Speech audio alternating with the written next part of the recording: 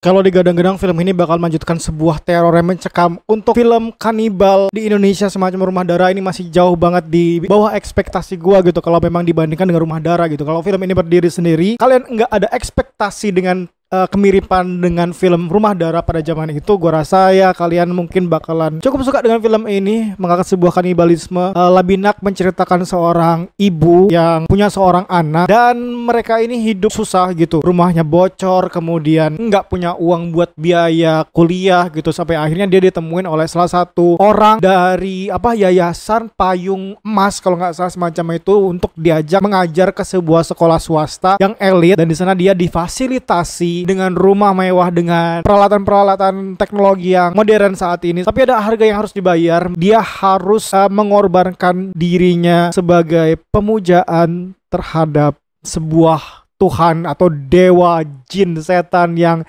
dianut oleh para kaum Labinak di sini. Dan ya, seperti halnya film-film Asar Kinoy Lubis sebelumnya, film ini juga mengangkat sebuah drama yang cukup kuat, terutama untuk bagian awal dan juga endingnya gitu kan, kayak di film-film sebelumnya, baik Pengantin Iblis, Pengantin Setan maupun Petaka Gunung Gede kan berdrama banget gitu ya, tipikal filmnya Asar Kinoy Lubis gitu. Dan lo yang gua suka dari film ini, film Labinak nggak terlalu banyak ngandelin jump scare, adalah jump scare gitu kan, tapi ya oke lah, masih di batas wajar, hantunya juga ada. Padahal gua pengen film ini tuh ya udah berfokus kepada seramnya manusia, pemakan manusia ini loh. Itu yang pengen gua rasain waktu gua dengar kata Labinak. Dan yang ternyata Julia itu adalah kebalikan dari kanibal. Kalau di Rumah Darah kan kita sama sekali enggak dikasih horror jump scare dengan berhantunya itu ya. Emang fokus ke karakter yang suka makan daging orang aja gitu. Nah kalau film Labinak ini enggak, dia ada sosok hantu juga, hantu yang melarang si ibu ini buat tinggal di rumah itu, disuruhnya pergi semacam itu. Dan gua rasa kayaknya nggak perlu deh buat dikasih lihat hantu semacam itu. Ya udah fokus ke karakter yang menyeramkan dari orangnya aja gitu, nggak usah berhantu lagi, karena ya menurut gua jadi enggak fokus gitu. Kelihatan aja gitu di film ini horornya mencekamnya tuh bukan terletak dari si manusianya ternyata, tapi dari hantunya. Kayak kelihatan banget kan di awal-awal film berjalan itu selalu kasih atmosfer seram tentang hantu gitu, sementara untuk kanibalnya kita nggak dikasih secuil adegan horor, adegan yang mencekam, adegan memakan tubuh manusia itu, kecuali di ending. Nah di ending baru kan nanti kita baru dilihatin adegan memakan orang. Nah itulah dia. Ini kan film berfokus kepada kanibalisme gitu kan. Harusnya ya di pertengahan minimal lah dikasih tentang tis-tis dikit lah tentang itu mereka memakan manusia gitu. Kalau nggak makan bla. Tapi di film ini kayak terlampau jauh banget. Atau ini film berdasarkan cerita yang udah viral kah, atau cerita dari original yang dibikin aja gitu. Tapi ya lagi-lagi ini preferensi gue sendiri. Gue lebih suka kalau misalkan filmnya berfokus kepada thriller untuk manusianya, ya udah fokus ke kanibalisme manusianya aja gitu. Nggak usah berhantu aja, nggak usah dimasukin. Jadi malah kanibalnya enggak terlalu kuat menurut gue di film ini. Beda banget sama Rumah Darah. Kalau kalian bandingkan dengan Rumah Darah ya, ini masih jauh banget sih. Kemudian di awal film diceritain kalau ada seorang arkeolog yang menemukan simbol artefak tentang kaum Labinak yang hidup karena bla bla bla bla semacam itu. Ya ampun, itu kayak flashbacknya terlalu jauh banget. Pengangkatan ceritanya enggak dekat ke masyarakat gitu. Terlampau jauh sih menurut gua. Premisnya masih dikasih yang di awal-awal film menceritakan tentang arkeolog yang menemukan bla bla bla bla, itu kayak kenapa harus diangkat itu. Kemudian di ending tadi, endingnya cameo yang di ending itu gua lebih kaget dibandingkan plot twist di akhirnya gitu.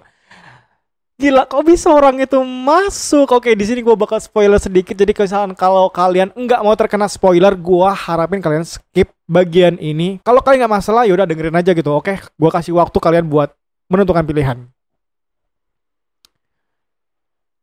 Udah, oke, gue lanjut. Gue ini bakal spoiler. Kan di ending itu ada Sumanto gitu kan. Dan kalau kalian tahu, pasti tau lah Sumanto itu kan kanibal lah. Dan gue lebih suka kalau dewanya, jinnya, setannya itu adalah Sumanto. Gila, itu bakalan epic banget sih menurut gue, bakal keren banget. Ternyata kanibalnya tuh ya udah emang beneran dekat dengan masyarakat gitu kan. Sumanto kan udah terkenal di masyarakat Indonesia kalau dia memang pemakan manusia juga. Jadi gue rasa terlalu berlebihan buat ngasih artefak arkeolog semacam itu. Kenapa nggak Sumanto yang dijadikan sebagai kayak dewanya, sebagai Tuhan dari para kaum Labinak ini, bukan si Arifin Putra. Itu harusnya jadi bawahan aja sih dari Sumanto gitu. Itu gua rasa bakal lebih epic ceritanya, buat lebih kaget ke si penonton gitu. plot twistnya gue harapin seperti itu ya. Ide gue seperti itu sih, Sumanto bakal menjadi seorang dewa di situ. Gila, itu bakal epic banget sumpah dibanding Arifin Putra. Terus juga kayak menyia-nyiakan aja sih cameo dari Sumanto ini. Kenapa hanya dimunculin di ending gitu, kenapa nggak masuk bagian penceritaannya sebagai dewa? Itu bakal lebih epic banget sih, serius. Itu lebih wah. Sebenarnya gue ketepok jidat, kenapa bisa dimunculin Sumanto? Kaget sih, beneran kaget. Dan di sini kan gue kan dapat kesempatan buat ikut screening gitu kan. Jadi orang-orang juga sempet kaget, hah? Sumanto gitu. Dan experience gue menonton film ini enggak yang wah serem, wah gila nih keren, ini film bagus banget, enggak. Kayak ini film ya udah biasa aja sih. Gue belum mendapatkan sebuah film yang beneran dapetin rasa ngeri dari film-filmnya Ashar Kinoy Lubis ya. Sama sekali belum dapat yang menurut gue wah ini ceritanya bagus, ini harus gue rekomendasiin ke orang-orang dan ke teman-teman gue. Gue belum dapat esensi itu dari film-filmnya Ashar Kinoy Lubis. Dan ya mungkin masih ada satu film lagi, yaitu adalah Mama Pesan dari Neraka. Dan gue juga nggak cukup yakin dengan film itu apakah bakal menjadi sebuah cerita yang menarik. Sebenarnya Labinak ini kan premisnya menarik banget ya, jarang ada gitu untuk perfilman Indonesia ngangkat kanibalisme gitu. Dan yang terakhir yang gue lihat adalah Rumah Darah. Setelah itu gue kayaknya belum nemu lagi deh film thriller Indonesia tentang kanibalisme semacam itu. Jadi Labinak ini sayang banget premisnya nggak dimaksimalkan dengan lebih bagus lagi. Dan misalkan kalau kalian mengharapkan acting, ya acting di sini castnya juara, bagus semua menurut gue actingnya. Dan ya masalahnya ada di cerita tadi sih, mungkin terlalu lambat ya ceritanya.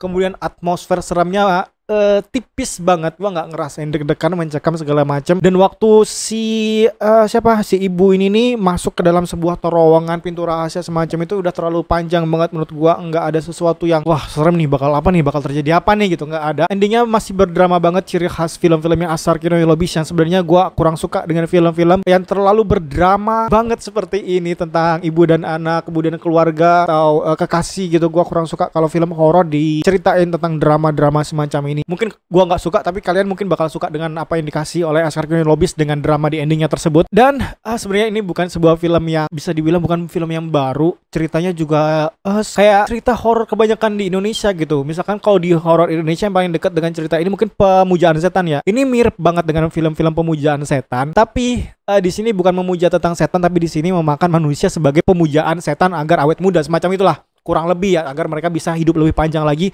bisa awet muda, dan ya seperti itu kurang lebih. Jadi nggak bisa merekomendasikan film ini, wah kalian bakal harus nonton film ini filmnya keren banget, ini film bagus, manusia tentang manusia memakan manusia itu sendiri, wah gila. Enggak, gue nggak bisa merekomendasikan tersebut. Sumanto juga sayang banget sih, ya ampun, pengen banget sih Sumanto itu jadi bagian terpenting di filmnya. Sayang banget. Nggak tahu itu nanti kalau misalkan ada Labinak 2, apakah Sumanto tetap menjadi orang yang ditinggalkan atau dia menjadi seorang karakter yang penting dalam cerita. Dan gue harapin misalkan ada Labinak kedua, Sumanto bakal menjadi sebuah cerita yang penting ke dalam filmnya gitu. Nggak kayak sekedar dikasih di ending, di cameo-nya doang gitu. Kaget sih, tapi menurut gue kayaknya lebih epic kalau dia masuk sebagai yang didewakan oleh para Labinak ini. Gila, itu bakal epic banget menurut gue. Serius, gue suka banget kalau begitu. Kagetnya dapet, kesan wahnya dapet, kesan realnya dapat gitu. Karena Sumanto juga emang itu kanibal kan. Dengan durasi 100 menit ini, ya udah sih, ini kayak film horor Indonesia kebanyakan gitu. Nggak ada sesuatu hal yang gue temuin secara pembaruan cerita gitu. Horornya ya horor berhantu. Kalau kalian mengharapkan ada adegan memakan yang mengerikan semacam itu, film ini enggak menyajikan tersebut. Gue suka dengan mereka kayak menari-nari pemujaan setan dengan menyembah dengan tarian, itu keren, bagus. Tapi ya sayang sekali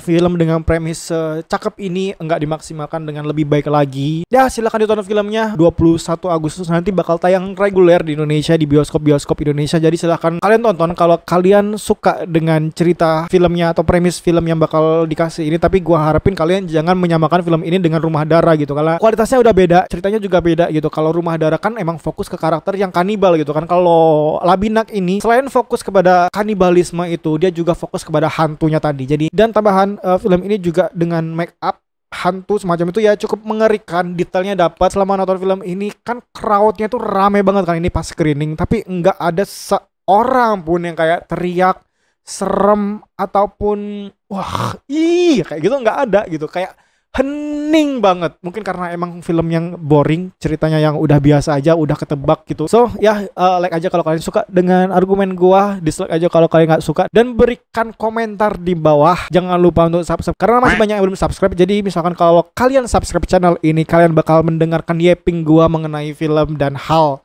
semacamnya seperti itu. Jadi terima kasih dan jangan lupa bertobat.